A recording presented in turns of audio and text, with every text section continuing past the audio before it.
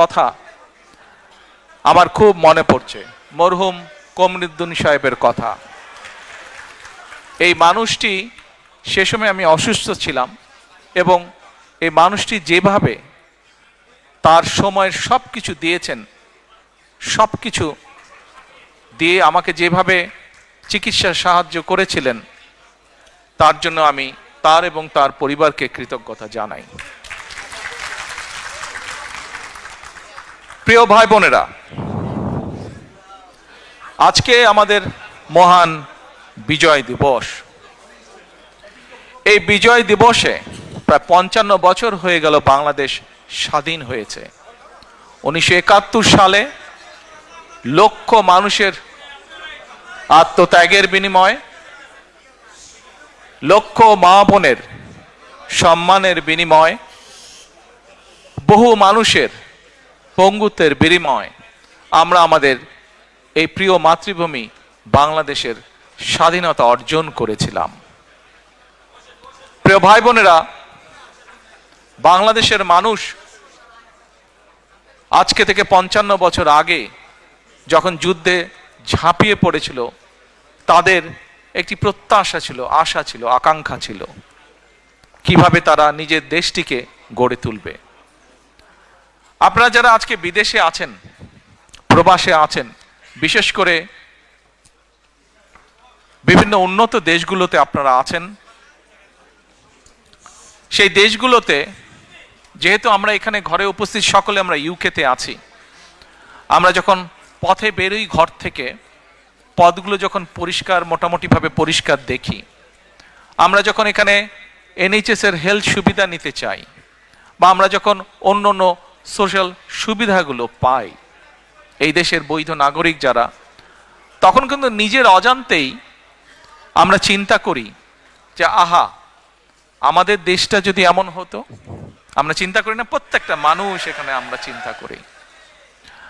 আপনারা হয়তো পরিবারকে নিয়ে হলিডেতে যান, ইউকের ভিতরেও যারা যান, বিভিন্ন হলিডে স্পটে যখন আপনারা যান, সেই স্পটগুলোতে অনেক কিছু যে আছে তা না, কিন্তু তাদের যা আছে এমন সুন্দর করে তারা রাখে যে সেখানে মানুষ যায়, দেখে কি তাদের ইতিহাস, কি তাদের ঐতিহ্য, কি তাদের সামাজিক মূল্যবোধ। সেই জিনিসগুলো আমরা দেখি এবং আমরা আফসোস করি যে আমাদের দেশটি যদি এমন হতো। প্রিয় ভাই বোনেরা, 1971 সালে যেই মানুষগুলো যুদ্ধ করেছিল, সেটি প্রত্যক্ষ হোক বা পরোক্ষভাবে, সেই মানুষগুলো কিন্তু দেশকে নিয়ে এমনই পরিকল্পনা করেছিল, এমনই প্রত্যাশা, আশা ছিল তাদের। আমরা দেখেছি বিভিন্ন সময় যখনই দেশটিকে গড়ার জন্য, দেশটিকে মানুষের প্রত্যাশিত যে আশা আকাঙ্ক্ষা সেভাবে যারাই নিতে চেয়েছিল, আমরা দেখেছি বিভিন্নভাবে, বিভিন্ন ষড়যন্ত্রের মাধ্যমে সেই গতিকে রোধ করে দেওয়া হয়েছে। আমরা দেখেছি এখানে যারা আছে, প্লিজ তোমরা বসে পারো না, এই সাইডে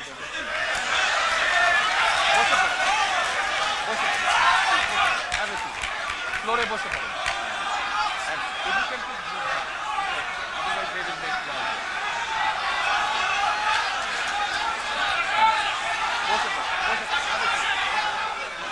তোমরা সব ইয়াং ছেলে মেয়ে বসে পড়ো। হ্যাঁ, ওইখানে ফ্লোরে অনেক জায়গা আছে, বসে পড়ো।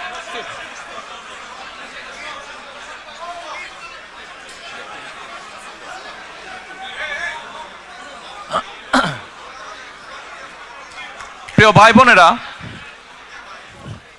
ভাই বোনেরা, বিভিন্ন সময় বিভিন্ন ষড়যন্ত্র হয়েছে। আমরা দেখেছি স্বাধীনতা যুদ্ধের পরে যখন নতুন দেশটি আমরা পেলাম, তখন মানুষ আশায় বুক বেঁধেছিল যে এই দেশে গণতন্ত্রের চর্চা হবে, গণতন্ত্রের ওখানে বসো, তুমি ওখানে বসো, গণতন্ত্রের চর্চা হবে এবং গণতন্ত্রের চর্চার মাধ্যমে ধীরে ধীরে দেশ এবং জাতি এগিয়ে যাবে। হঠাৎ করে আমরা দেখেছি বাকশাল চলে আসলো। আমি এত ডিটেল স্টোরিতে যাব না, কম বেশি আপনাদের ধারণা আছে। গণতন্ত্রের, মানুষের অধিকার, ভোটের অধিকার, সবকিছুকে টুটি চেপে ধরা হলো। পরবর্তীতে শহীদ রাষ্ট্রপতি জিয়াউর রহমান যখন দেশ পরিচালনার দায়িত্ব পেলেন জনগণের পক্ষ থেকে, আমরা দেখেছি আবার বহুদলীয় গণতন্ত্র চালু হলো দেশে ধীরে ধীরে। মানুষ কথা বলার অধিকার ফিরে পেল। সংবাদপত্রগুলো ধীরে ধীরে প্রকাশিত হতে লাগলো। সংবাদপত্রগুলো আস্তে আস্তে গঠনমূলক সমালোচনা শুরু করলো সরকারের। জনগণের প্রত্যাশা প্রতিফলিত হতে লাগলো সংবাদপত্রতে, বিভিন্ন আলোচনা অনুষ্ঠান, বিভিন্ন সেমিনারে। আমরা দেখলাম 1974 সালে যে দুর্ভিক্ষ হলো, শহীদ রাষ্ট্রপতি জিয়াউর রহমানের সময় দেখলাম দুর্ভিক্ষ অবস্থা থেকে কাটিয়ে দেশ একটা উৎপাদনমুখী রাজনীতি শুরু করলো। এখানে অনেক সিনিয়র মানুষ আছেন, অনেকেই হয়তো কম বেশি বই পড়ে জেনেছেন, বিভিন্ন ডকুমেন্ট থেকে জেনেছেন, শহীদ রাষ্ট্রপতি জিয়াউর রহমানের সময় খাদ্য উৎপাদন শুধু দ্বিগুণই হলো না, আমরা দেশ থেকে খাদ্য রফতানিও পর্যন্ত করে পেরেছিলাম। হতে পারে অল্প ছিল, কিন্তু করেছিল। বাংলাদেশের মতন একটি দেশ বিদেশে চাল পর্যন্ত রফতানি করেছিল, উদ্বৃত্ত চাল। প্রিয় ভাই বোনেরা, আমরা দেখেছি কিভাবে ধীরে ধীরে সেই সময় গড়ে উঠেছিল মিল, কলকারখানা, যেখানে উৎপাদিত হতে লাগলো বিভিন্ন দ্রব্য, যেখানে আস্তে আস্তে মানুষের কর্মসংস্থান ব্যবস্থা হতে লাগলো। তার ফলে ধীরে ধীরে মানুষের অর্থনৈতিক যে মেরুদণ্ড, সেই অর্থনৈতিক মেরুদণ্ড মজবুত হওয়া ধরল। কিন্তু আমরা কি দেখলাম 1981 সালে? ষড়যন্ত্র বাংলাদেশের বিরুদ্ধে থেমে ছিল না। শহীদ রাষ্ট্রপতি জিয়াউর রহমানকে হত্যা করা হলো। হত্যা করার মাধ্যমে দেশের গণতন্ত্রের গতি, গণতন্ত্রের চর্চা, দেশে মানুষের অর্থনৈতিক ভাগ্য উন্নয়নের যে চাকা, সেটিকে স্তব্ধ করে দেওয়া হলো, বন্ধ করে দেওয়া হলো। তারপরের যুগ আপনারা দেখেছেন, সামরিক শাসনের পরে স্বৈরাচারী এক সরকার ছিল দেশে, গণতন্ত্রের নামে প্রহসন আমরা দেখেছি। 1991 সালে আবারও জনতার আন্দোলনের মুখে সেই স্বৈরাচারের পতন হলো। পরবর্তীতে নির্বাচনের মাধ্যমে বাংলাদেশ জাতীয়তাবাদী দল সাধারণ মানুষের সমর্থনে সরকার গঠন করলো। আমরা দেখেছি দেশনেত্রী খালেদা জিয়ার সরকার বাংলাদেশের মানুষের দ্বারা নির্বাচিত হবার পরে কিভাবে আবার ধীরে ধীরে ধীরে দেশকে গড়ে তুলতে সক্ষম হলো। আমরা দেখেছি সেই সময় কিভাবে দেশে আবারও শিল্প কারখানা স্থাপিত হলো।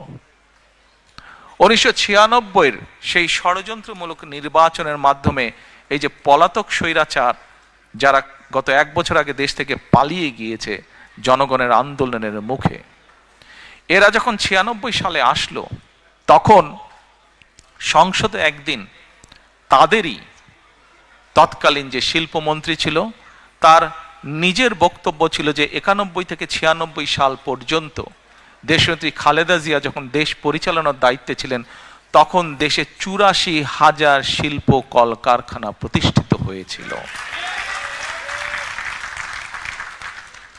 প্রিয় ভাই বোনেরা, 84,000 কলকারখানা প্রতিষ্ঠিত হয়েছিল। এই সংখ্যাটা দিয়ে বোঝা যায় যে দেশে সেই সময় উন্নয়নের গতিধারা চালু হয়েছিল। ঠিক একইভাবে যেমন শহীদ রাষ্ট্রপতি জিয়াউর রহমানের সময় দুটি সেক্টর, যেটা নিয়ে প্রত্যেকটি সরকার 75-এর পরে প্রত্যেকটি সরকার বিভিন্ন সময় গৌরব বোধ করেছে। এক, বাংলাদেশের গার্মেন্ট শিল্প, দুই, প্রবাসীদের পাঠানো রেমিটেন্স। এটিও কিন্তু বিএনপি সরকারের করে যাওয়া, জিয়াউর রহমানের করে যাওয়া। প্রিয় ভাই বোনেরা, দেশনেত্রী খালেদা জিয়ার সময় আমরা কি দেখলাম? যেমন দেখলাম 84,000 শিল্প কারখানা স্থাপিত হলো। দেশের গ্রাম গঞ্জের রাস্তাঘাটগুলো আস্তে আস্তে পাকা হওয়া ধরলো। স্কুল কলেজগুলোতে আস্তে আস্তে লেখাপড়া শুরু হলো। গ্রামের শিশুদের জন্য, ভবিষ্যৎ প্রজন্মদের জন্য আস্তে আস্তে স্কুল কলেজ স্থাপিত হওয়া ধরলো, নতুন নতুন স্কুল কলেজ। একইভাবে আমরা দেখলাম একটি বিশাল সংস্কার। বাংলাদেশের জনসংখ্যার মোটামুটি সকল সময়, সেই সময় 91 সালে খুব সম্ভব জনসংখ্যা ছিল অ্যাবাউট 15-16 কোটির মতন বোধহয়, না 12-13 কোটির মতন ছিল। তখনও জনসংখ্যার অর্ধেক ছিল নারী। এই অর্ধেক জনসংখ্যাকে যদি আমরা আমাদের পুরো অর্থনৈতিক ব্যবস্থা, আমাদের শিক্ষা ব্যবস্থার মধ্যে না আনি, কোনোভাবেই দেশকে গড়ে তোলা সম্ভব না। এবং আমরা তাই দেখলাম দেশনেত্রী বেগম খালেদা জিয়া মেয়েদের স্কুল কলেজে শিক্ষা ব্যবস্থা, বিনা বেতনে শিক্ষা ব্যবস্থা চালু করলেন। প্রিয় ভাই বোনেরা, কিছুদিন আগে বিএনপির একটি অনুষ্ঠানে আমি একটি ঘটনা বলছিলাম, হয়তো আপনারা ইউটিউবে বা অনলাইনে দেখেছেন, শুনেছেন আমার সেই ঘটনাটি। তারপরেও আজকে আপনাদের সামনে আবারও আমি ঘটনাটি তুলে ধরতে চাই। কি সেই ঘটনাটি? এবছর জানুয়ারি মাসে দেশনেত্রী খালেদা জিয়া যুক্তরাজ্যে এসেছিলেন চিকিৎসার জন্য। সেই সময় উনি যেই হসপিটালতে ছিলেন, লন্ডন ক্লিনিক হসপিটালতে ছিলেন, একদিন আমরা সন্ধ্যার সময় সবাই ওনার কেবিনে আছি, স্বাভাবিকভাবে কিছুক্ষণ পরপর তো নার্স আসে। তো সেই সময় একজন নার্স আসলো। নার্সটা এসে আমরা যারা ছিলাম মোটামুটি আমাদের সবাইকে বলছে, আম্মার দিকে তাকিয়ে বলছে, আমি কিন্তু তোমাকে জানি, তুমি কে। তো ওখানে তো বেগম খালেদা জিয়া ভর্তি আছেন, উনি বাংলাদেশের এক্স প্রাইম মিনিস্টার, এগুলো তো আছে। তো আমরা ভাবছি যে এটা তো সবাই জানে, এখানে যারা ডিউটিতে আছে সবাই তো জানবেই এটা। তখন নার্সটি নিজেই বলছেন, না, তোমার যেগুলো অফিসিয়াল প্রোটোকল আছে বা ছিল সেটা তো আমি জানি, কিন্তু আরেকটা ভাবে তোমাকে আমি চিনি এবং অনেক আগে থেকে তোমাকে আমি জানি। আমি যখন ছোট ছিলাম সেই সময় থেকে তোমাকে আমি চিনি, জানি। তো আমরা একটু অবাক হয়ে জিজ্ঞেস করলাম, কিভাবে তুমি ওনাকে চেনো? ওই নার্স যে, তার বাড়ি ছিল, দেশের বাড়ি হচ্ছে, শি ওয়াজ ফ্রম নাইজেরিয়া। তো বলল, তুমি তোমার দেশে মেয়েদের জন্য ক্লাস 12 পর্যন্ত শিক্ষা ফ্রি করেছো তুমি, এবং আমার দেশের সরকার তোমার এই পলিসিটা গ্রহণ করেছে, যার ফলে আমি বিনামূল্যে শিক্ষা পেয়েছি, পরবর্তীতে পড়ালেখা করেছি, আজকে আমি ইউকেতে এসে এখানে কাজ করছি। প্রিয় ভাই বোনেরা, আপনাদেরকে অল্প একটি বললে অনেক বলা যাবে, বললে অনেক কিছু বলা যাবে বিএনপি সরকার কি কি করেছে। যেমন আরেকটি বলি, এটাও স্বাস্থ্য খাতেরই কথা। আপনারা এখানে যারা আছেন আজকে উপস্থিত, কারো না কারো, সবার বাড়ি কোনো না কোনো জেলা এবং কোনো না কোনো উপজেলায়।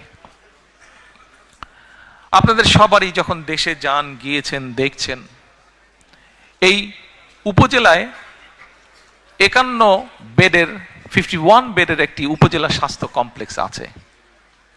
আপনার নিজের উপজেলার স্বাস্থ্য কমপ্লেক্সটি কে কে দেখেননি? হাত তুলেন তো ভাই, কে কে দেখেননি? যারা যারা নিজের উপজেলা স্বাস্থ্য কমপ্লেক্স দেখেননি, আচ্ছা, তাহলে দয়া করে গিয়ে দেখে নেবেন এবার, যারা হাত তুলেছেন দেখেননি। আর কারা কারা দেখেছেন?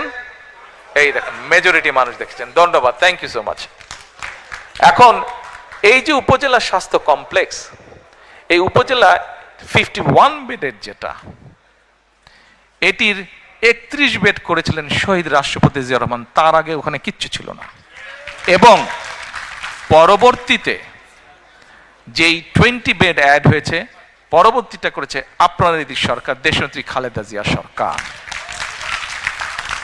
আমাদের প্রশ্ন এখনো, এই যে স্বৈরাচার ছিল তারা কিছু জিনিস বানিয়েছিল, কিন্তু সাধারণ মানুষ যখন অসুস্থ হয়, গ্রাম পর্যায়ে, ইউনিয়ন পর্যায়ে, উপজেলা পর্যায়ে, তারা কিন্তু উপজেলা স্বাস্থ্য কমপ্লেক্সে যায়, অন্য জায়গায় কোথাও যায় না তারা চিকিৎসার জন্য।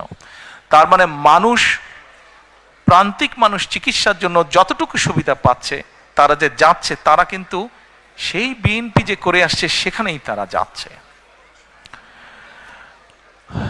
প্রিয় ভাই বোনেরা, খুব সংক্ষেপে আমি কয়েকটি উদাহরণের মাধ্যমে আপনাদের সামনে কিছু কথা উপস্থাপন করলাম।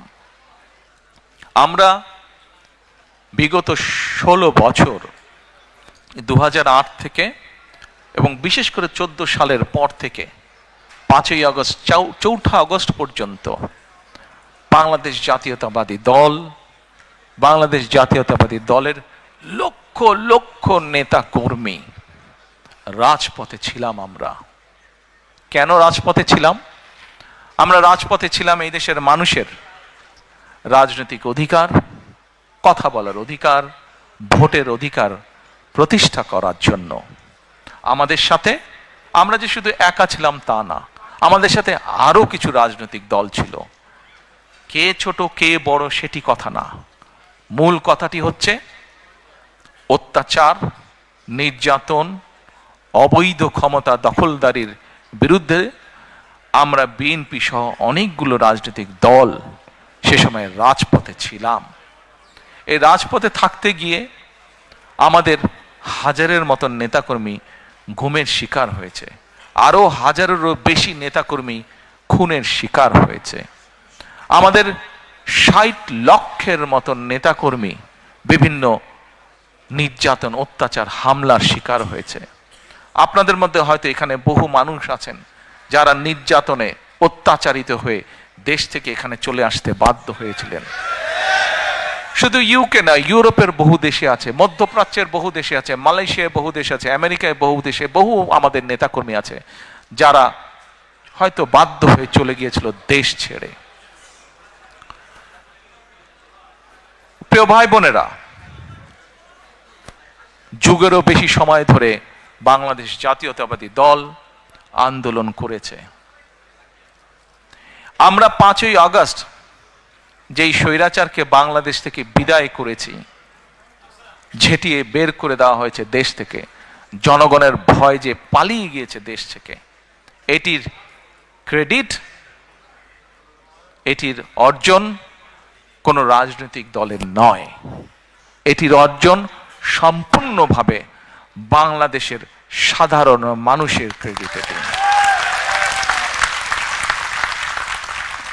আপনারা যদি অগাস্টের সেই দিনগুলো, জুলাইয়ের শেষ দিনগুলো যদি আপনারা দেখেন, শুধু কি রাজনৈতিক দলের নেতৃবৃন্দ মাঠে ছিল, রাজনৈতিক কর্মীরা মাঠে ছিল দলের? নো। সেদিন আমরা দেখেছি একজন রিক্সা চালক মাঠে, আমরা দেখেছি সিএনজি চালক মাঠে, আমরা দেখেছি ক্ষুদে ব্যবসায়ী মাঠে, আমরা দেখেছি স্কুল শিক্ষক মাঠে, আমরা দেখেছি ডাক্তার নার্স মাঠে, আমরা দেখেছি বিভিন্ন কলেজ, বিশ্ববিদ্যালয়ের, প্রাইভেট ইউনিভার্সিটি, স্কুল শিক্ষক, ছাত্র ছাত্রীরা মাঠে, আমরা দেখছি গৃহিণীরা পর্যন্ত রাজপথে, আমরা দেখেছি শিশুরা পর্যন্ত রাজপথে। প্রত্যেকটি মানুষের স্যাক্রিফাইস, প্রত্যেকটি মানুষের অবদান, প্রত্যেকটি মানুষের সাহসিকতার ফলেই সেই আন্দোলন সেদিন সফল হয়েছিল। প্রিয় ভাই বোনেরা, আন্দোলন ইনশাআল্লাহ আলহামদুলিল্লাহ সফল হয়েছে, কিন্তু আন্দোলন সফল হবার সফলতা হচ্ছে একটি অধ্যায়। একটি অধ্যায়। বিজয় করা অনেক সময় বিজয় করা যায়, কিন্তু বিজয়ের সফলতা ধরে রাখা আরো কঠিন। প্রিয় ভাই বোনেরা, যেই কথাটা দিয়ে শুরু করেছিলাম, একটি কথা বলেছিলাম শুরুর দিকে, আমরা যারা ইউকেতে থাকি যখন ঘর থেকে বের হই, এই দেশের অনেক কিছু দেখলে মনে হয় আহা, আমার দেশটা কেন এমন না। প্রিয় ভাই বোনেরা, আমার দেশটি, আমাদের দেশটি যদি গড়ে তুলতে হয় আমাদের প্রত্যাশার মতন, তাহলে তো কাজ আমাদেরকেই করতে হবে, তাই নয় কি? আমাদেরকেই তো, বাংলাদেশের মানুষকে যারা আমরা বাংলাদেশি, আমাদেরকে মিলেই তো কাজটি গড়ে তুলতে হবে, দেশকে গড়ে তুলতে হবে। প্রিয় সহকর্মীবৃন্দ, ষড়যন্ত্র চলছে। ষড়যন্ত্রকারীরা কিন্তু তাদের সেই ৭১-এ যারা ষড়যন্ত্র করেছিল, ৭৫-এ যারা ষড়যন্ত্র করেছিল, ৭ই নভেম্বরে পরাজিত হয়েছিল, ৮১-তে যারা ষড়যন্ত্র করেছিল, ৯৬-তে যারা ষড়যন্ত্র করেছিল, পরবর্তীতে যারা ষড়যন্ত্র করেছে, তাদের ষড়যন্ত্র কিন্তু থেমে নেই। এবং বাংলাদেশ জাতীয়তাবাদী দল একটি দায়িত্বশীল দল হিসাবে আমাদের এবং আমাদের প্রতিটি পর্যায়ের নেতাকর্মীর পবিত্র দায়িত্ব হচ্ছে বাংলাদেশের মানুষকে সাথে নিয়ে সচেতন করার মাধ্যমে সজাগ এবং সতর্ক থাকা এবং বাংলাদেশের মানুষকে সজাগ এবং সতর্ক রাখাই ষড়যন্ত্রের বিরুদ্ধে। প্রিয় ভাই বোনেরা, স্বৈরাচারকে আমরা বিদায় করেছি 16 বছর ধরে, এবং এর আগে বিভিন্ন সময় বাংলাদেশের মানুষ, সে রাজনৈতিক দলের নেতা বা কর্মী হোক অথবা একজন সাধারণ মানুষ যে তার দেশকে ভালোবাসে, এরকম বহু মানুষ অকাতরে জীবন বিলিয়েছে শুধুমাত্র দেশটিকে একটি সঠিক জায়গায় নিয়ে আসার জন্য, শুধুমাত্র দেশের মানুষের গণতান্ত্রিক অধিকারকে প্রতিষ্ঠিত করার জন্য। আজ একটি সময় এসেছে, আগামী 2 মাস পরে দেশে একটি নির্বাচন, বহুল প্রত্যাশিত একটি নির্বাচন, যে নির্বাচনে মানুষ নিজে ঘর থেকে বেরিয়ে নিরাপদে যাবে, স্বাচ্ছন্দ্যে ভোট দিবে তার ইচ্ছা মতন। এরকম একটি প্রত্যাশিত দিন সামনে অপেক্ষা করছে। প্রিয় সহকর্মীবৃন্দ, আমরা যেরকম একটি দায়িত্বশীল রাজনৈতিক দল হিসাবে আজকে আমাদের দায়িত্ব যেমন বাংলাদেশের বিরুদ্ধে, বাংলাদেশের মানুষের স্বাধীনতা, সার্বভৌমত্ব, গণতান্ত্রিক অধিকার, ভোটের অধিকার, অর্থনৈতিক স্বাধীনতার বিরুদ্ধে যারা ষড়যন্ত্র করছে তাদের বিরুদ্ধে যেমন বাংলাদেশের মানুষকে সতর্ক রাখা, সজাগ রাখা, একই সাথে প্রিয় ভাই বোনেরা, আমাদের একটি অন্যতম গুরুত্বপূর্ণ দায়িত্ব হচ্ছে দেশের মানুষের সামনে পরিকল্পনা দেওয়া। আমাদের মধ্যে অনেকেই বক্তব্যে বলেন আমরা এই স্বপ্ন দেখছি, আমরা সেই স্বপ্ন দেখছি। আমি ভাই স্বপ্ন টপ্নের মধ্যে নাই, আমি কোনো স্বপ্নের মধ্যে নেই। আমরা আছি পরিকল্পনার মধ্যে, আমরা পরিকল্পনা করব, আমরা পরিকল্পনা বাস্তবায়ন করব। এই আজকে এই যে স্লোগান দাও না, at all I don't enjoy it. এই যে স্লোগান দাও তারেক ভাই জিন্দাবাদ, at all I don't like it.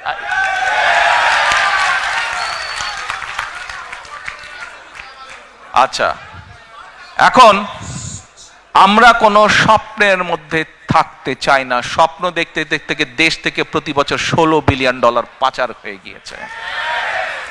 স্বপ্ন দেখতে দেখতে দেশের অর্থনৈতিক অবস্থা, দেশের শিক্ষা ব্যবস্থা, দেশের কৃষি ব্যবস্থা, দেশের রাস্তাঘাট, দেশের আইন আদালত, আইন শৃঙ্খলা সবকিছু ভেঙে চুরমার হয়ে গিয়েছে। প্রিয় ভাই বোনেরা, আপনারা যদি একটু রিসার্চ করেন আপনাদের মতন করে, দেখবেন প্রথম যখন শহীদ রাষ্ট্রপতি জিয়াউর রহমান দেশ পরিচালনার দায়িত্ব পেলেন, তার আগে কি অবস্থা ছিল দেশের, সেই খাদের কিনারা থেকে উনি তুলে নিয়ে এসেছিলেন দেশকে। আবারও 90-এ স্বৈরাচারের পতনের পরে যখন দেশনেত্রী খালেদা জিয়া দেশ পরিচালনার দায়িত্ব পেলেন, আবারও ধীরে ধীরে পরিশ্রম করার মাধ্যমে দেশকে একটি অবস্থানে তুলে নিয়ে এসেছেন। এটি হতে পারে প্রকৃতি বলেন, ইতিহাস বলেন, বাস্তবতার একটি নির্মম চিত্র, বা কিভাবে বলবো আমি নিজেও ঠিক জানি না। বাট বাস্তবতা হচ্ছে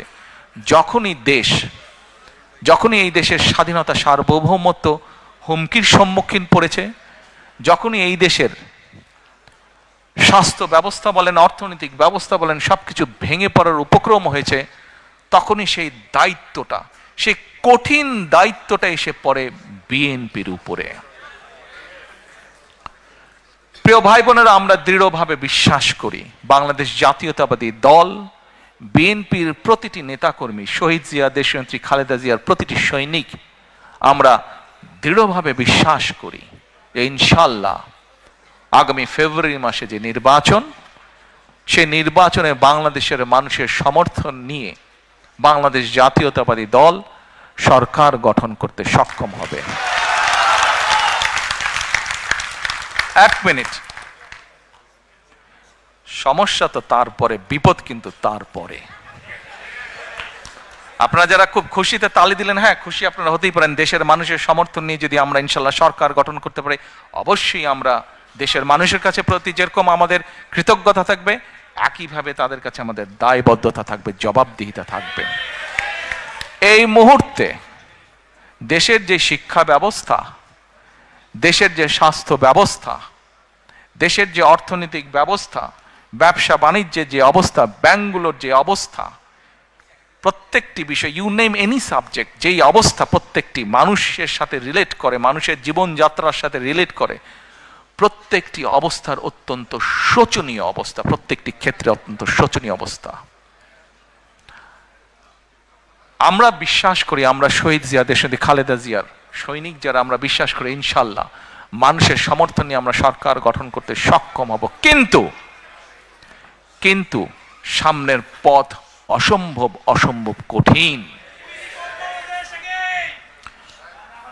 অসম্ভব কঠিন। এবং এই কঠিন পথ যদি পাড়ি দিতে হয়, অনেকে অনেক বড় বড় সুন্দর সুন্দর ভালো ভালো কথা বলতে পারবে, কিন্তু আমাদেরকে পরিকল্পনা গ্রহণ করতে হবে যদি এই কঠিন পথ আমরা অতিক্রম করতে চাই। আমাদের কি পরিকল্পনা গ্রহণ করতে হবে? এরকম কয়েকটি পরিকল্পনার কথা আপনাদের সামনে আমি আজকে তুলে ধরতে চাই। সময় পাবো? Thank you. না সারা রাত না ভাই, আমারও সকালে কাম আছে, আপনাদেরও কাম আছে। এখন কয়েকটি আপনাদের সামনে আমি তুলে ধরবো।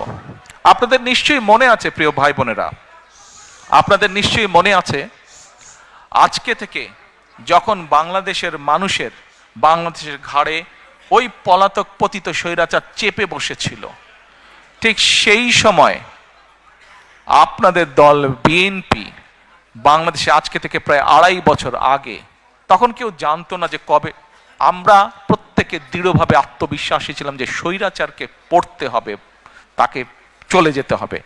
কবে হয়তো এক্সাক্ট ডেট আমরা তখনও সেভাবে নির্ধারিত ছিল না। স্বৈরাচার পতনের 2.5 বছর আগে বাংলাদেশের মানুষের সামনে আমরা 31 দফা সংস্কার কর্মসূচি উপস্থাপন করেছিলাম। মনে আছে আপনাদের? Yes. তখন অনেকে হেসেছিল। আর আজকে যারা, কাউকে আমি আঘাত করে কথা বলতে চাই না, কাউকে অসম্মান করে কথা বলতে চাই না, কিন্তু আজকে বহু মানুষ সংস্কার নিয়ে কথা বলছে। ভেরি গুড, বলুন, আমরা চাই আপনারা বলুন। কারণ আমাদের 31 দফাতে আমরা বলেছি এটার থেকে বেটার যদি কিছু দেন, এটা থেকে নতুন কিছু যদি আপনারা কেউ উপস্থাপন করেন, আমরা সানন্দে তা গ্রহণ করব। সেই 31 দফার মধ্যে আমরা বলেছি যে 31 দফা আমরা বিশ্বাস করি, শহীদ রাষ্ট্রপতি জিয়াউর রহমান 19 দফা দিয়েছিলেন। সেই 19 দফাকে আরো সময়ে, পরিস্থিতি, সবকিছুর পরিবর্তনের কারণে সেটিকে আমরা কিছুটা আরো পরিবর্তন করে আরো সুন্দরভাবে আমরা উপস্থাপন করেছি, যার ভিত্তিতে আমরা দেশ পরিচালনা করতে চাই ইনশাআল্লাহ। এখন এই 31 দফার ভেতর থেকে আমরা আরো কয়েকটি বিষয়কে আলাদা করে বের করে নিয়ে এসেছি। এই 31 দফার ভেতরে সাংবিধানিক বিষয় আছে, এই 31 দফার ভেতরে আইনগত বিষয় আছে, এই 31 দফার ভেতরে আপনার, আমার, আমাদের সকলের বেঁচে থাকার মৌলিক অধিকারের নিশ্চয়তা কিভাবে প্রদান করা যায় তার কিছু ডাইরেকশন বা পরিকল্পনা আছে। যেমন, আস্তে হাততালি পরে দিই আমরা, যেমন আসুন, 31 দফার মধ্যে বাই নাও আপনারা শুনেছেন, দেখেছেন, আমরা একটি কার্ড ইন্ট্রোডিউস করতে চাই, যেটার নাম আমরা দিয়েছি ফ্যামিলি কার্ড। বাই নাও আপনারা শুনেছেন। এখন এই ফ্যামিলি কার্ডটা কি, নাম হয়তো আপনারা শুনেছেন অনেকে, কেউ কেউ হয়তো আপনারা এখানে যারা আজকে উপস্থিত আছেন কেউ কেউ হয়তো আপনারা জানেন, আচ্ছা ফ্যামিলি কার্ড দিয়ে কি হবে না হবে। এই ফ্যামিলি কার্ডটা কেন ইন্ট্রোডিউস করতে চাই, কি এটার লক্ষ্য উদ্দেশ্য, সংক্ষেপে আপনাদের সামনে আমি তুলে ধরতে চাই। এবং আপনাদের কাছে যেটা তুলে ধরবো, আপনাদের প্রতি আমার অনুরোধ থাকবে আপনারা এই কথাগুলো আরো মানুষের কাছে পৌঁছে দিবেন। আসুন এবার ফ্যামিলি কার্ডটি কি আমরা সংক্ষেপে বিবেচনা করি, দেখি আমরা। এটি আমরা যে ব্যাংক কার্ড ব্যবহার করি, এটি ব্যাংক কার্ডের মতন একটি কার্ড। এখন এই কার্ডটি আমরা কাকে দেব? এই কার্ডটি আমরা দেব বাংলাদেশে এই মুহূর্তে অ্যাভেলেবল যত ডাটা আছে সেই ডাটার ভিত্তিতে আমরা দেখেছি বাংলাদেশে 4 কোটি পরিবার আছে। সেটি আমার পরিবার, আপনার পরিবার, একজন কৃষকের পরিবার, একজন ইমামের মসজিদের ইমাম সাহেবের পরিবার, একজন প্রাইমারি স্কুল শিক্ষকের পরিবার, একজন ক্ষুদ্র মুদির দোকানদার, একজন রিক্সা চালক, ভ্যান চালক, যেভাবেই আপনি ধরেন বাংলাদেশে 4 কোটি পরিবার আছে। আমরা প্রথমে এই কার্ডটি দেওয়া শুরু করব গ্রাম থেকে, যারা মোর ডিজার্ভ করে। আচ্ছা, এই কার্ডটি আমরা দিব পরিবারের যে গৃহিণী, পরিবারের যে কর্ত্রী বা হাউসওয়াইফ, আমরা তাকে এই কার্ডটি দেব। আচ্ছা, আস্তে তালি পরে তালিয়া পরে কার্ডটি আমরা তাকে দেব। দেখুন, দেশনেত্রী বেগম খালেদা জিয়া দেশের অর্ধেক যে নারী সমাজ তাদেরকে উনি শিক্ষার আলো পৌঁছে দিতে চেয়েছিলেন। বহুলাংশে আলহামদুলিল্লাহ আমরা সফল হয়েছি। আজকে যদি আমরা স্কুল কলেজগুলো দেখি, আমরা দেখি যে ক্ষেত্র বিশেষে ছেলেদের থেকে মেয়েদের এনরোলমেন্ট অনেক বেশি। শিক্ষা দীক্ষায় বিভিন্ন জায়গায় মেয়েরা অনেক এগিয়ে গিয়েছে।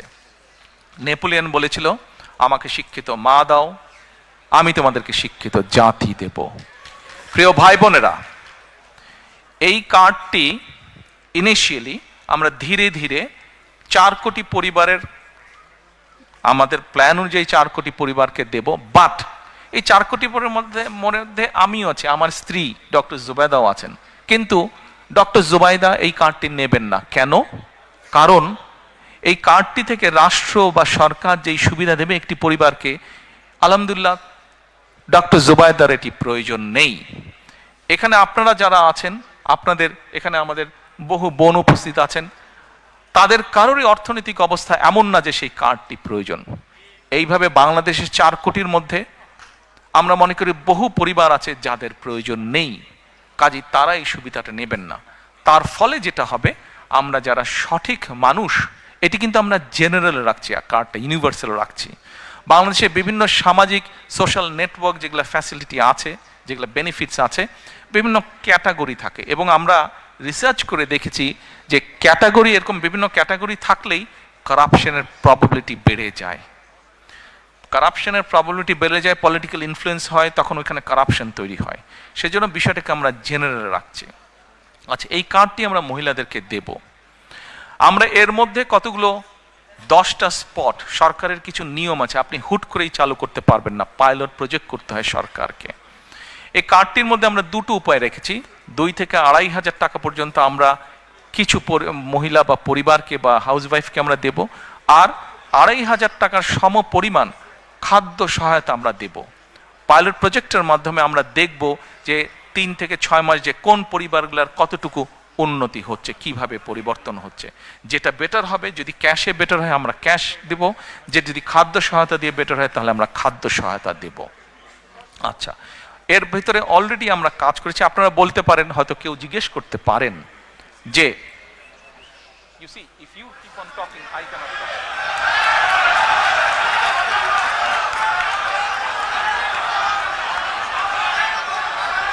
বসে আপনারা বসুন, তোমরা উঠে বসো বসো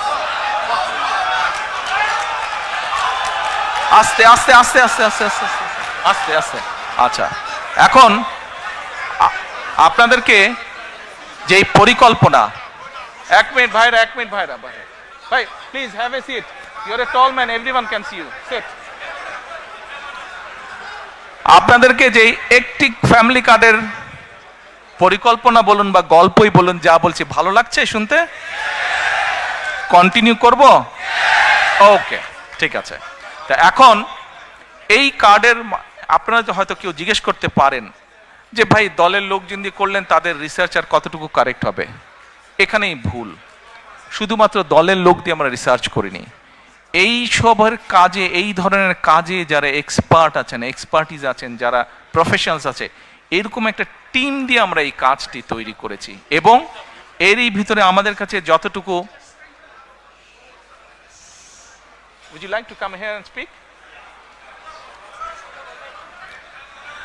এবং এটার বাজেট কোথা থেকে কিভাবে আসবে সেটিও আমরা বাজেটের যে সকল কাগজপত্র পাবলিক ডকুমেন্ট হিসেবে উপস্থিত আছে সেখান থেকে আমরা সবকিছু বের করেছি, কিভাবে আমরা এগুলা চালু করব। কাজে ওই প্রাইমারি কাজগুলো আমরা শেষ করেছি। এখন এটা লক্ষ্য বা উদ্দেশ্য কি, কেন আমরা করছি, আসেন। আপনি চিন্তা করে দেখুন, একজন কৃষক বা একজন মসজিদের ইমাম সাহেব বা মুয়াজ্জিম সাহেব, তার পরিবারের হাতে যখন আপনি এই কার্ডটি দিবেন, প্রথম 6 মাস কিছু হবে না, প্রথম 2 বছরও কিছু হবে না, 3 বছরও কিছু হবে না, বাট 5 বছরের মাথায় গিয়ে কি কি পরিবর্তন হবে সেটা একটা চিত্র আপনাদের সামনে আমি তুলে ধরি, একটা পিকচার তুলে ধরি। সেই পিকচারটি কি? সেই পিকচারটি হচ্ছে, রিসার্চ বলে, এখানে ভাইদের সংখ্যা বেশি, দয়া করে কেউ মাইন্ড করবেন না আমার উপরে, যে কথাটি আমি এখন বলতে চাচ্ছি দয়া করে কেউ মাইন্ড করবেন না আমার উপরে, বাট এটা আমার কথা না, এটা রিসার্চের কথা। রিসার্চ কি বলে, যখন পরিবারের স্ত্রীর হাতে আপনি একটা অর্থনৈতিক সহযোগিতা দিবেন, স্ত্রী তখন কি করে, এই সুবিধাটা সে তার সন্তানদের লেখাপড়া এবং স্বাস্থ্যের পিছনে প্রথমে সে খরচ করে। রিসার্চ বলে, এই টাকাটা বা সহযোগিতাটা যদি বাবার হাতে যায়, বাবা ওই পাড়ার চায়ের দোকানে গিয়ে গল্প গুজব করে বন্ধু বান্ধবের টাকাটা উড়িয়ে দেয়। এটা আমার কথা না, এটা রিসার্চ কথা, ভাইরা আমার উপরে কিছু মাইন্ড করেন না আপনারা। আচ্ছা, তা এখন আমরা সেই জন্য মায়েদের হাতে এটা দিতে চাই। মা এই অর্থটা দিয়ে তার সন্তানদের স্বাস্থ্য যেরকম খেয়াল রাখতে পারবে, একই সাথে সে তার লেখাপড়া, বাচ্চাদের লেখাপড়ার দিকে মনোযোগ দিবে। তারপরে তার হাতে যখন খরচ বেঁচে যায়, এই খরচটা তখন কি করে, সে ছোট ছোট ইনভেস্ট করে, যেখান থেকে তার পরিবারের এক্সট্রা ইনকাম আসবে। যার ফলে হবে কি, ওই টাকাটা, ওই অর্থটা, সেটা 500 টাকা হোক, 1000 টাকা হোক, ওটা ওই লোকাল ইকোনমিতে তখন টাকাটা আস্তে আস্তে ইকোনমিতে ঘুরতে থাকে এবং লোকাল ইকোনমি আস্তে আস্তে আস্তে আস্তে স্ট্রেংথ এন্ড স্ট্রং হতে থাকে। প্রিয় ভাই বোনেরা, চিন্তা করে দেখেন, আপনার গ্রামে এরকম যদি 10টা পরিবার থাকে এবং একটা 10টা পরিবারের কে যদি আপনি আস্তে আস্তে কন্টিনিউ 5 থেকে 7 বছর একটা সাপোর্ট দিতে পারেন এরকম, তাহলে 7 বছর পরে কি সেই পরিবারটার চেহারা বর্তমানে যা আছে তা থাকবে? নিশ্চয় একটু তো বেটার হবে না? তাহলে একটা গ্রামে যদি 10টা পরিবার থাকে, সেই 10টা পরিবার যখন অর্থনৈতিকভাবে একটা শক্তিশালী অবস্থানে দাঁড়াবে, স্বাস্থ্য হেলথ ওয়াইজ যখন শক্তিশালী হবে এবং এডুকেশন ওয়াইজ যখন একটি গ্রাম শক্তিশালী হবে, তখন পুরো গ্রামটা একটা বেটার গ্রাম হবে। এইভাবে গ্রাম, এইভাবে উপজেলা, এইভাবে জেলা, এইভাবে বিভাগ, এভাবে সারা বাংলাদেশ এক সময় গিয়ে একটা স্ট্রেংথেন অবস্থায়, শক্তিশালী অবস্থায় দাঁড়াবে। এই হলো ফ্যামিলি কার্ডের গল্প।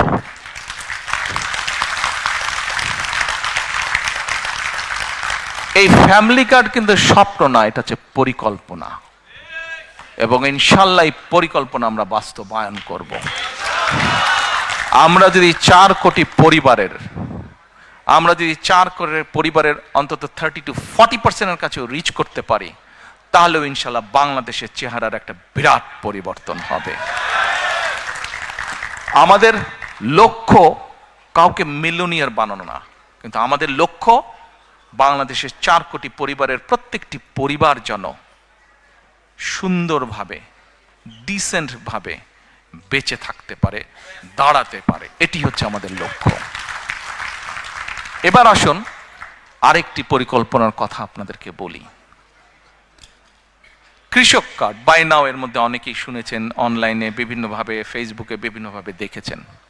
কৃষক কার্ড, আমাদের কাছে যে অ্যাভেলেবল ডাটা আছে, সেই ডাটার মাধ্যমে আমরা দেখেছি বাংলাদেশে 1.5 কোটি সরাসরি কৃষক আছে। এখানে আপনারা অনেকেই আছেন, শুধু সিলেট নয়, সিলেট সহ বিভিন্ন ডিস্ট্রিক্টের, বেশ সিলেটের বাইরেও, অধিকাংশ অবশ্যই সিলেট, বাট সিলেটের বাইরেও কিছু মানুষ আছেন। সিলেট হোক, সিলেটের বাইরেই হোক, ভাই আমিও হাফ সিলেটি, কাজে বলে লাভ নাই।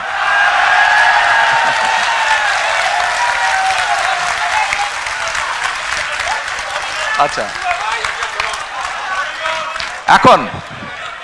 এখন এই যে আমরা কিন্তু এখন বাংলাদেশের কৃষকদের নিয়ে কথা বলছি। Very important issue, very important. So quite you have to be very quite. It's a very important issue we will be discussing now. আচ্ছা, বাংলাদেশে প্রায় 1.5 কোটি কৃষক আছে যারা সরাসরি কৃষক। এই ক্যামেরাম্যান, আপনি ভাই একটু ডিস্টার্ব করছেন, আপনি একটু ডিস্টার্ব করছেন, আপনি অনেককে ডিস্টার্ব করছেন। জি, বাংলাদেশে 1.5 কোটি কৃষক আছে। এখন এই কৃষকের মধ্যে আবার কয়েকটা ক্যাটাগরি আছে কিন্তু, প্রান্তিক কৃষক, ক্ষুদ্র কৃষক, মাঝারি কৃষক, বড় কৃষক। এখন এই 1.5 কোটি কৃষকের মধ্যে প্রায় কয়েক লক্ষ হবে বড় কৃষক, বাকি ম্যাক্সিমামে কিন্তু প্রান্তিক, ক্ষুদ্র, মাঝারি কৃষক। এখন